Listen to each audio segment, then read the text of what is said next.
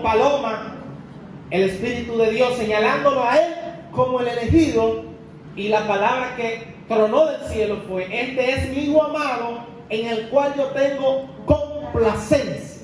Si usted lee el libro de Hebreos en la Biblia, el libro de Hebreos tiene un tema central. El tema central del libro de Hebreos es la supremacía de Cristo por encima de todos los demás. El capítulo 1 habla de Jesús superior a los ángeles. El capítulo 2, Jesús superior a Moisés. El capítulo 3, superior a los sacerdotes.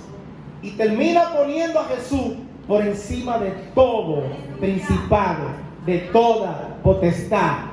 Y dice el apóstol Pablo en otra de sus epístolas: toda rodilla se doblará y toda lengua confesará que Jesucristo es el Señor, para la gloria de Dios Padre. Porque Él ha recibido un nombre que está sobre todo nombre. Amén. Entonces levante su mano y diga conmigo: lo que Pablo dijo es importante. Lo que Salomón dijo es importante. Pero lo que Jesús dijo está por encima de todo. En estos días he sentido un interés, y de tiempo en tiempo me pasa eso, por estudiar los evangelios de nuevo. Cuando me quiero encontrar con Jesús, no solamente lo busco en oración, sino que lo busco en su palabra. Y trato de acercarme a Jesús para tratar de ver lo que Él es, su conducta, sus enseñanzas, su carácter, su ejemplo. Porque no hay otro ejemplo para el cristiano que Cristo. Amén.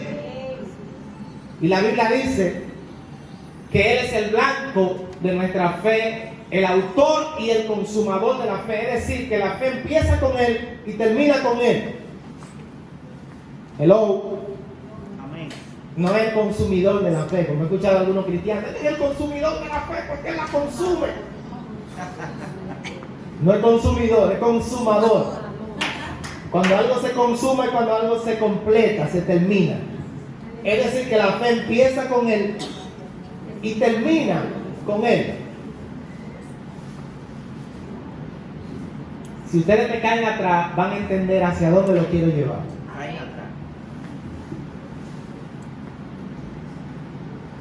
Los siglos han pasado y durante muchos siglos la iglesia ha tenido que enfrentar muchas falsas enseñanzas.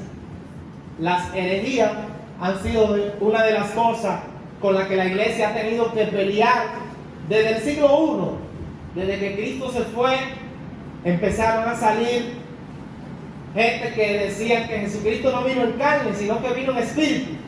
Por eso Juan escribe y dice que todo espíritu que confiesa que Jesús vino en carne es de Dios. Pero si alguno no confiesa que Jesús vino en carne, entonces no es de Dios. Porque se había levantado movimiento en esa época de muchos que insinuaban que Jesús había venido en espíritu. Pablo le habla a la iglesia de los Gálatas y a los colosenses también le habla que se cuiden acerca de los mutiladores del cuerpo. Los mutiladores del cuerpo eran los que predicaban a Cristo, pero todavía querían obligar a que la gente se circuncide, a que practicaran la circuncisión y a que guardaran los mandamientos de la ley. Era como una especie de cristiano híbrido, donde usted, ok, Jesucristo salva, Jesucristo es el Mesías, Jesús es el enviado, pero todavía tiene que guardar toda la ley. Sin embargo, la iglesia se puso de acuerdo en Hechos capítulo 15 acerca de cuáles cosas eran las que le iban a prohibir a los gentiles, y ciertamente era muy poquita cosa la que se le iba a prohibir a los gentiles: el comer cosas sacrificadas a los ídolos, comer cosas, animales ahogados, 3 o 4 cositas sencillas, porque siempre Dios se la quiere poner sencilla al hombre, pero el hombre es quien busca complicarse la vida. Jesucristo, Pablo también predicaba a los romanos y decía: todo el que invocara el nombre del Señor será salvo. El requisito principal para ser salvo es creer. Si confesares con tu boca y creyeres en tu corazón, serás salvo. Cuando Pablo y Silas, qué paseo por la Biblia esta. Cuando Pablo y Silas estaban presos y adoraron a Dios a medianoche en medio de su cárcel, porque hay gente que nada más quiere adorar a Dios cuando la deuda está paga y cuando todo está bien. Pero cuando estaban adorando a Dios ahí a medianoche en medio de una cárcel, mira al que está a tu lado, en medio de tu cárcel, alaba a Dios. Entonces las cadenas se rompieron, pero no solamente las cadenas de ellos, sino las cadenas de todos los presos que estaban ahí. Porque Dios no es ayuda, Dios siempre piensa en ti, en el que está al lado y en que reciba héroe y vano. Y cuando el soldado se iba a matar con su espada porque creyó que todos los presos se habían escapado, Pablo le dijo: ven, párate, no te mates, estamos todos aquí. Y el soldado le dijo: ¿qué tengo que hacer para servir a ese Dios al cual tú tienes, al cual tú le sirves? Y Pablo le dijo: cree en el Señor Jesucristo y serás salvo tú y tu casa. Ahí no había largas doctrinas, ahí no había largas cantidades de reglas, ahí no había largas cantidades de mandamientos. Ahí estaba el mandamiento principal: cree en el Señor Jesucristo. Amén. El versículo central que leímos, hermano, Colosenses 3:16, dice el apóstol Pablo allí que la palabra de Cristo, ¿la palabra de quién? Lo voy a repetir de nuevo. La palabra de Cristo abunde en vuestros corazones. ¿Qué es lo que tiene que hacer la palabra de Cristo? Y cuando algo abunda, ¿qué significa? Que hay mucho. Que hay mucho. ¿Mucho qué? Mucha palabra de Cristo.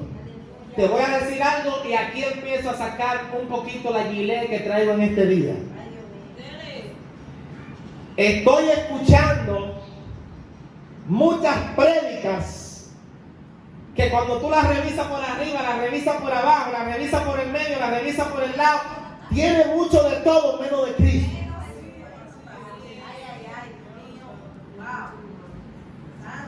Y estoy escuchando a gente y a maestros que dicen que están descubriendo grandes profundidades y grandes misterios. Y cuando le preguntan que dónde lo están descubriendo, te dicen que lo están descubriendo en un libro hindú que están leyendo.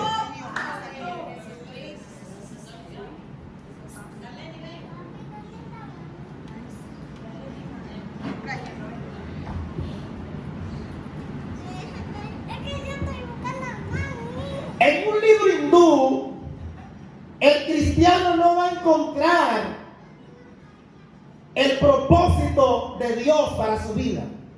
Jesús dijo: yo soy el camino, yo soy la verdad y yo soy la vida.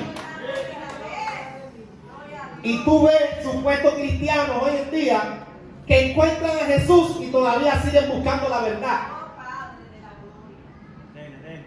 La Biblia dice en Hechos que Pablo fue a una ciudad predicando, parece que fue a Tesalónica, y que en ese lugar la gente no se interesaba por nada más que no sea escuchar algo nuevo. Y es que la gente ha sustituido la fe en Dios por la sed de conocimiento y han convertido al conocimiento en su Dios. Hay un espíritu de Grecia manifestado en la iglesia donde mucha gente tiene sed por conocer, por escuchar, por saber, y están por eso buscándose sus propios maestros, sus propias enseñanzas y sus propios predicadores que le prediquen lo que ellos quieren escuchar. Pero cuando tú analizas esas enseñanzas, están contaminadas por el espíritu de Grecia, por el espíritu del mundo, están contaminadas porque tienen condimentos, enseñanzas y doctrinas que no son la enseñanza de Jesús. Y es que mi predicador favorito siempre va a ser Jesús.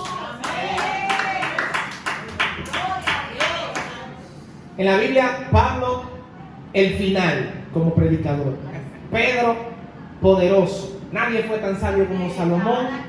Y hay uno escondido en el Nuevo Testamento ahí, que es uno de mis favoritos, casi nadie lo conoce. Se llamaba Apolos. Apolos se cree que fue quien escribió el libro de Hebreos. Y dice la Biblia que era poderoso en las Escrituras. Por eso a mí no me convence cualquier predicador. Y lo digo modestia y aparte.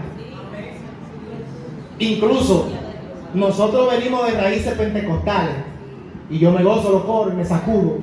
Y donde hay que prenderse me prendo. Y cuando hay un bulloso me celebro con el bulloso. Pero realmente el que no viene con la palabra difícilmente va a llegar a donde tiene que llegar en mi espíritu y en mi corazón. Porque esa bulla, hermano, hay un silencio en medio de una bulla. A veces hay un silencio en medio de una bulla. Yo le voy a retar a que practique algo. Practique algo.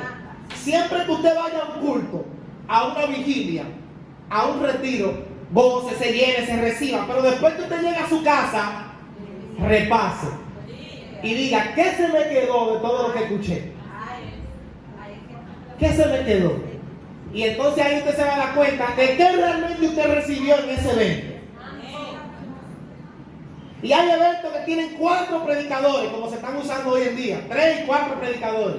Y cuando tú revisas en tu casa, te quedó un pedacito del tercero que predicó.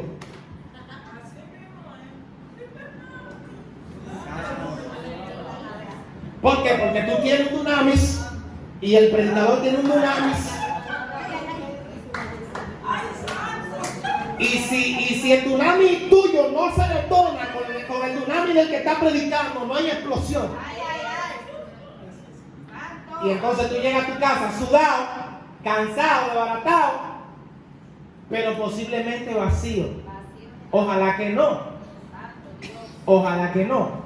Por lo regular no, porque Dios es misericordioso y siempre tiene algo, aunque sea. Ya cuando Dios vio que tú fuiste, no te deja que tú te vayas en vano. A través de alguien te da, pero a veces no te da a través del que está supuesto a darte. Porque a veces uno va al evento a ver a un predicador, porque es el que me va a dar la palabra. Cuando viene a ver, viene un niño y te pone la mano, ay, le dice el Señor tal cosa. Y no es santo, te da la palabra que yo vine a buscar.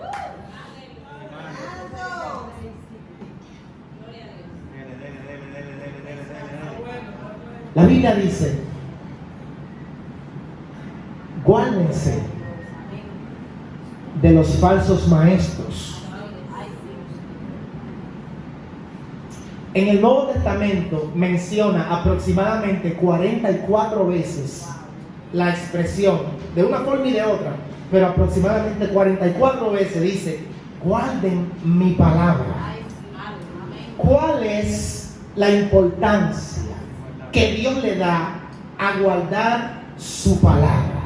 ¿Por qué tenemos que ser tan celosos de su palabra? ¿Y por qué la iglesia de hoy en día está menospreciando las palabras de Jesús por predicar filosofía hueca, humana, aprender el libro? Tú ves que la gente lo que no quiere edificar al pueblo, lo que quiere es decir una expresión que se vaya viral en Facebook, que se vaya viral en TikTok. Lo que quieren es decir una expresión que se escuche bonita, practicada y ensayada en su casa, para que esa palabra escale y alcance mucho view. Y yo estudiaba a Jesús y yo veía a Jesús, y es que Él siempre va a ser mi predicador favorito. Sencillo, no buscaba ser profundo. Los predicadores de hoy quieren ser tan profundos que tú no entiendes nada de lo que dicen. Y de nada me vale a mí meterte tan profundo con una palabra que mañana lunes no te sirva para nada. Entonces te ahogué en una profundidad. Y mañana tú dices, ¿y con la deuda qué hago? ¿Y con mi problema matrimonial qué hago? Pastor, sí, tuvo profundo eso. Sí, oh, muy profundo. ¿Y ahora qué hago? con la enfermedad de mi mamá. ¿Y ahora qué hago? Sin embargo, el predicador de los predicadores, Jesús de Nazaret, agarraba y decía: el reino de Dios es semejante a un sembrador que salió a sembrar. Hoy un mensaje que don Lucio, mi abuelo, lo entiende.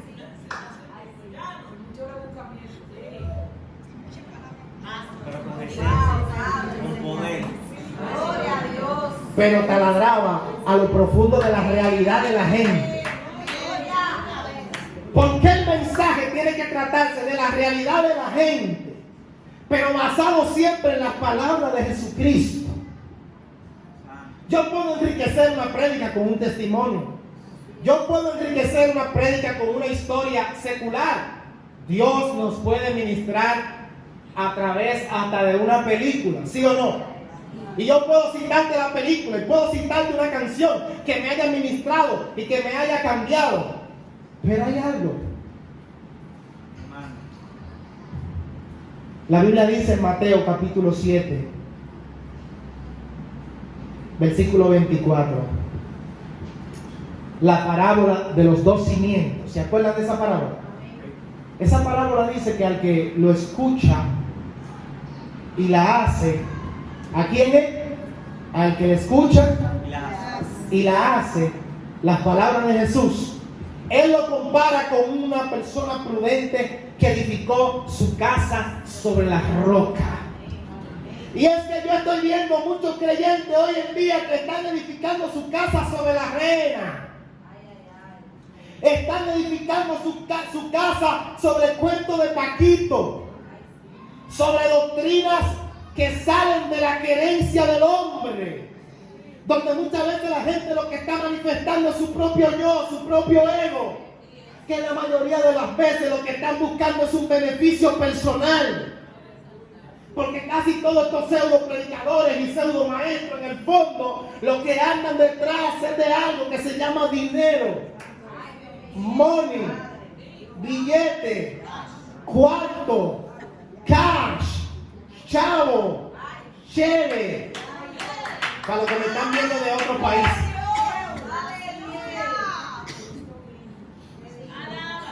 Y yo veo a Jesús que va caminando para un lado, tiene una agenda, y viene y le dice: mira que se murió uno por allí. Y Jesús humilde: vamos para allá. Yo nunca vi a Jesús diciendo: preparen el lugar para donde yo voy. Tienen que guardar una comida especial. Si yo voy para allá, tienen que depositarme adelante. Tienen que depositarme 100 denarios para yo ir a resucitar a la hija de Jairo. Cuando Jesús preguntó: ¿quién me ha tocado?, la mujer del flujo de sangre se asustó porque creía que la iba a corregir o la iba a reprender. Y es que si fuera en este tiempo, hermano, sí debería tener miedo, porque fácilmente le dicen: Dios te sanó, ahora tú tienes que pactar esa sanidad y tienes que sembrar en mí. Sin embargo, yo veo en la Biblia que Eliseo hace un milagro y le prohíbe a su siervo que reciba ofrenda. Porque la gente tiende a pensar que su dinero puede comprar los milagros. Y Dios trata de evitar de que la gente relacione su dinero con lo que reciben de Él. Y por eso Eliseo le dijo al siervo: está prohibido recibir dinero hoy. Y en el Nuevo Testamento había un tal Simón Bar Jesús, brujo, satánico, que al ver cómo Dios usaba a Pedro y a los apóstoles, le quiso dar dinero para que ellos le transmitieran ese don. Y es que hay muchos Bar Jesús en este tiempo que creen que con su dinero pueden comprar el don de Dios. Pero también hay iglesias que le tienen asiento especial a la gente de dinero. ¿Cómo así? Y también hay iglesias que le tienen especial atención a los empresarios y a la gente de dinero. Porque estamos viviendo en un tiempo donde la gente ha torcido la palabra del evangelio y la palabra de verdad, creyendo que Dios se puede mover a través de cosas materiales. Amén.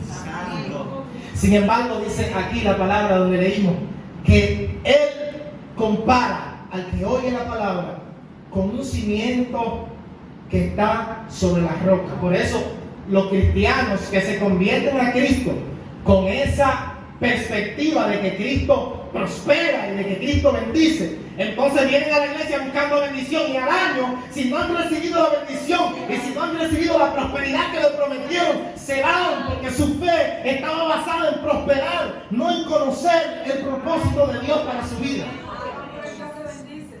Ese evangelio que habla de prosperidad es el evangelio más barato que existe. Lo voy a repetir.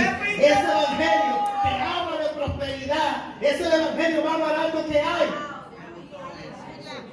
Porque muchas veces insinúa que en Dios todas las cosas son color de rosa y que tu negocio va a prosperar y que todo va a prosperar.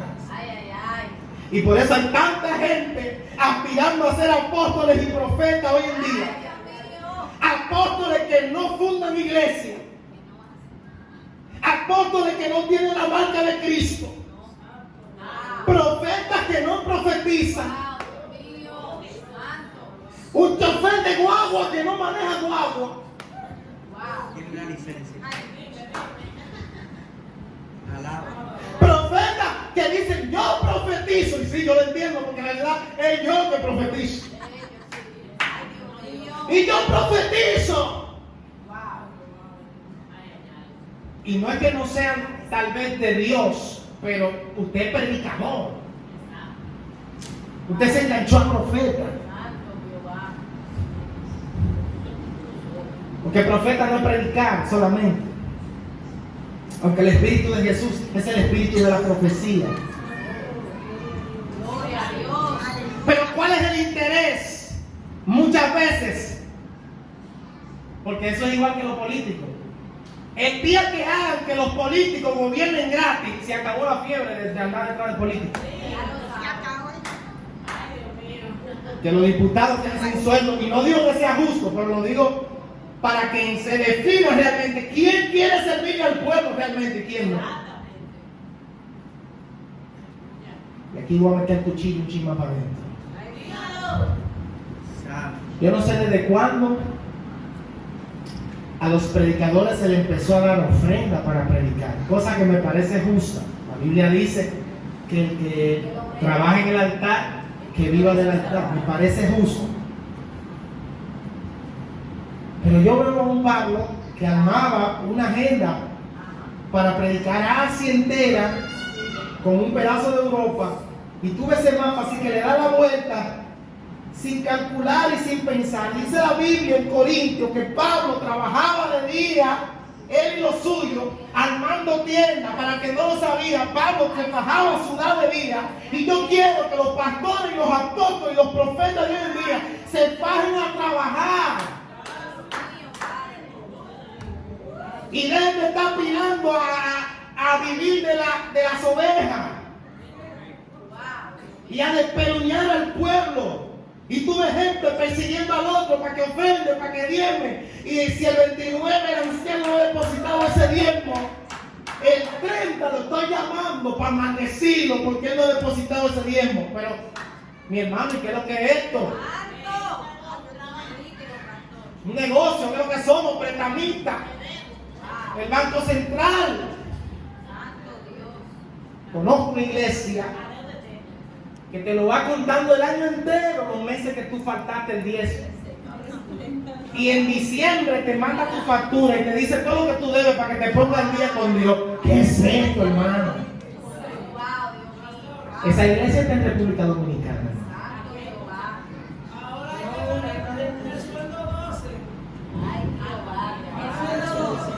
El diezmo es bíblico, la ofrenda es bíblica.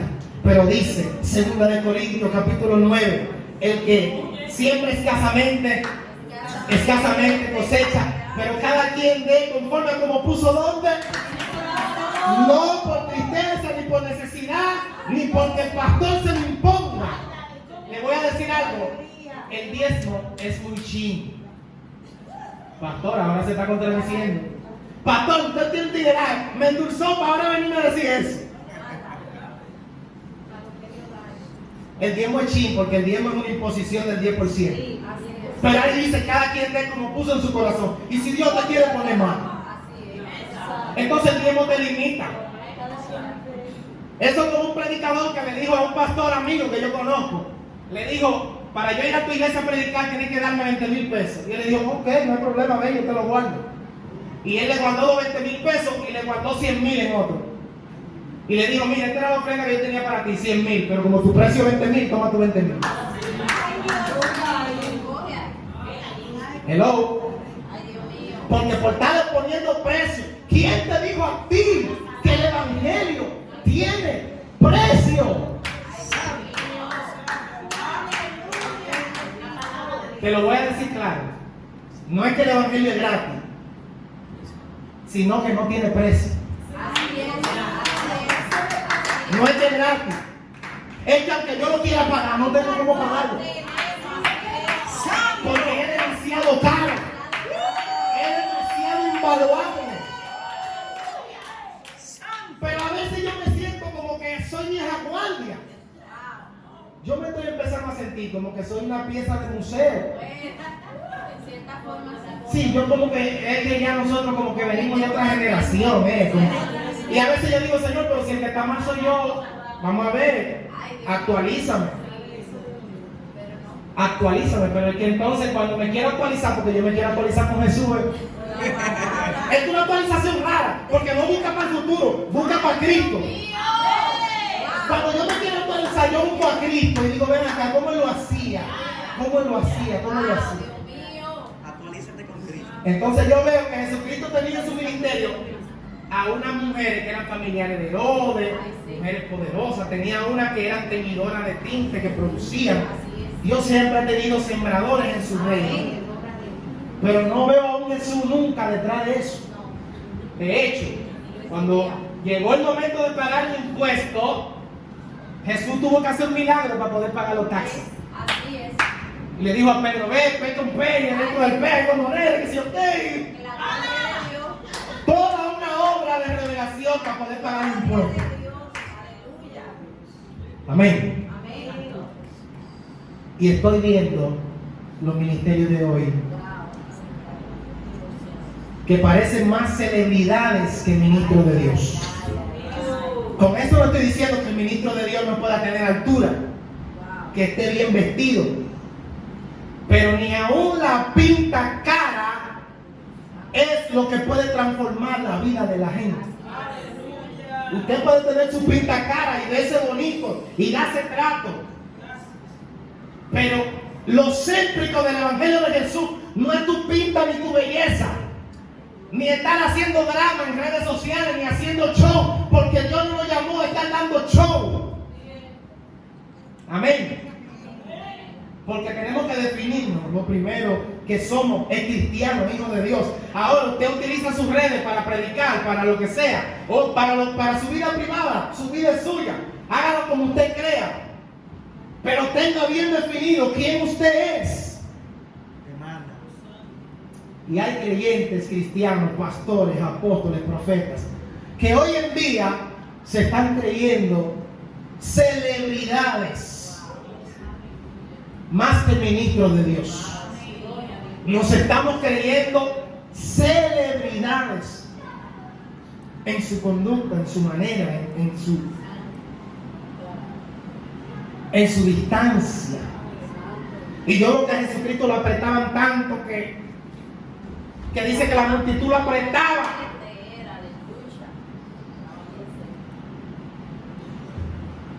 Estoy diciendo estas cosas, hermano, porque la palabra de Dios dice: guárdense de los falsos maestros Gloria a Dios. y abunde en ustedes la palabra de quién.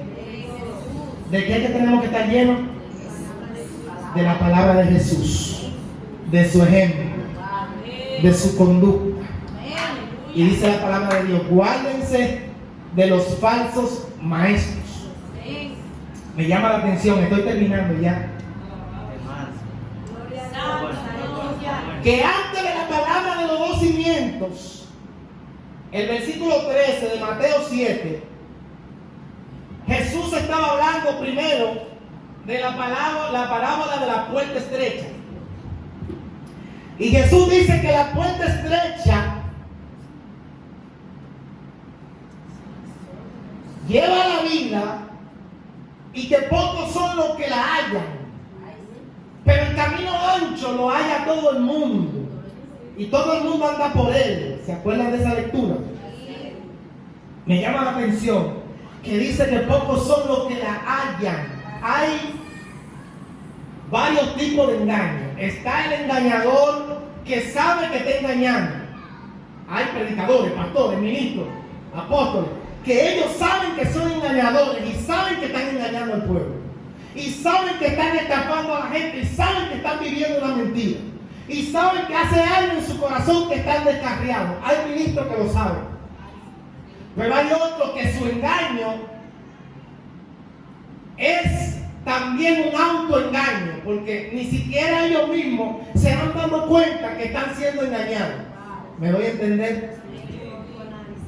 No es lo mismo cuando tú engañas a conciencia de que te engañando, a cuando tú eres engañado con una mentira. Tú te la crees y luego tú enseñas esa mentira como si fuera verdad. Por eso Pablo le dijo a Timoteo: cuídate de ti mismo y de la doctrina. Lo voy a repetir. Pablo le dijo a Timoteo: cuídate de ti mismo y de la doctrina. ¿Por qué? Porque tu misma mente te puede llevar a una deducción, a una conclusión de algo falso, erróneo, y que luego entonces tú lo transmites y se lo comuniques a otros y otros te sigan y caigan en el engaño. Y dice la palabra que cuando el ciego guía al ciego, los dos caen en el engaño. El peligro no es que se va a caer él solo, sino que se va a caer y todo el que lo siga.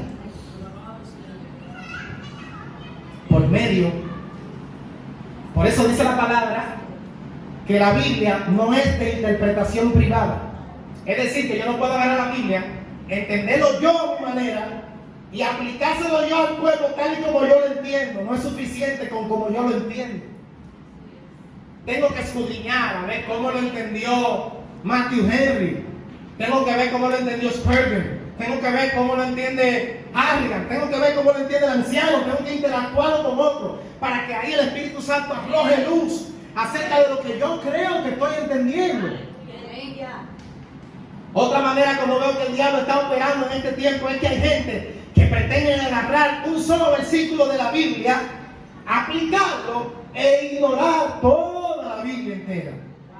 Yo escucho gente predicando algo con una seguridad de que eso es así. Y yo digo: wow, qué bien. Solamente está ignorando 47 versículos.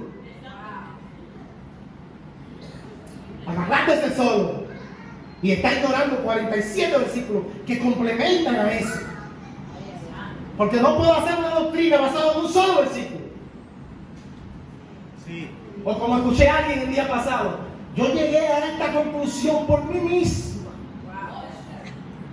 Tengo que enseñar esto porque fue algo que lo estudié y llegué a esta conclusión por mí misma. Tú misma no eres suficiente, porque tenemos más de 2000 años de gente estudiando y profundizando y escudriñando para que tú me digas a mí que una doctrina es verdad porque lo descubriste tú misma.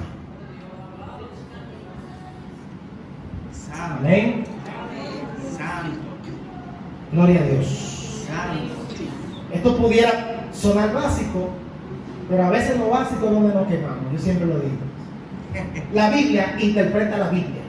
La Biblia, ella misma, se interpreta. Un versículo interpreta al otro.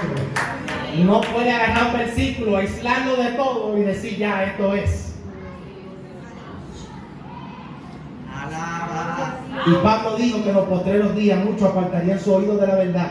Se irían detrás de falsos maestros, teniendo comezón de oír. Y se irían detrás de fábulas y detrás de cuentos de vieja. Y es así, hermano.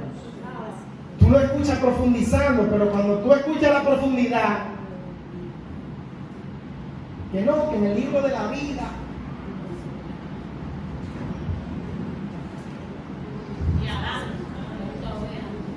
que en el libro de la vida estaba escrito que si Carlina no era tu esposa en el diseño original, tú la puedes dejar y buscarte otra. Ajá.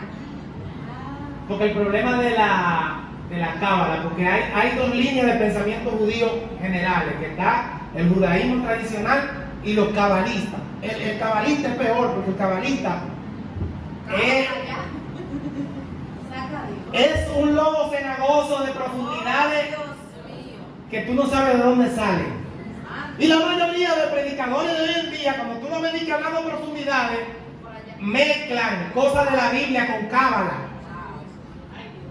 Y por eso yo pongo el oído fino cuando empiezan a decirme, no, porque en el Talmud, en los escritos judíos, y yo, ay, ya viene este con fuentes extrabíblicas. ¿Para qué sirve la fuente extrabíblica? Si usted la quiere leer, usted la lee. Si usted tiene la madurez para leer libros de deuterocanónico y aprender de todo lo que dice ahí, apréndalo como algo histórico, pero no lo aprenda como algo doctrinal para su espíritu y para predicarlo. Estamos aquí. Además, yo digo con tantas cosas maravillosas. Tantas cosas maravillosas que hay aquí, pero ellos insisten en que ya parece que la Biblia no es el todo, no es suficiente.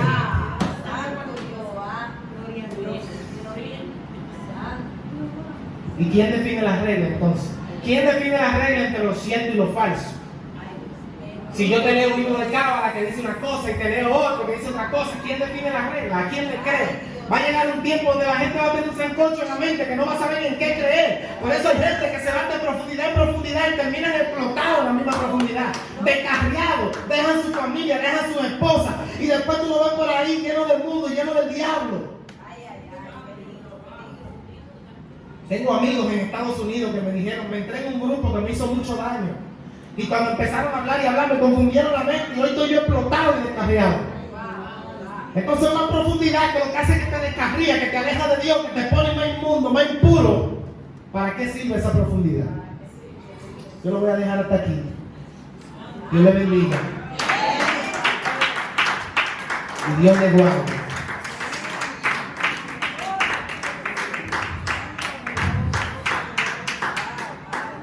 Jesucristo es la plenitud. Jesucristo es el centro del mensaje.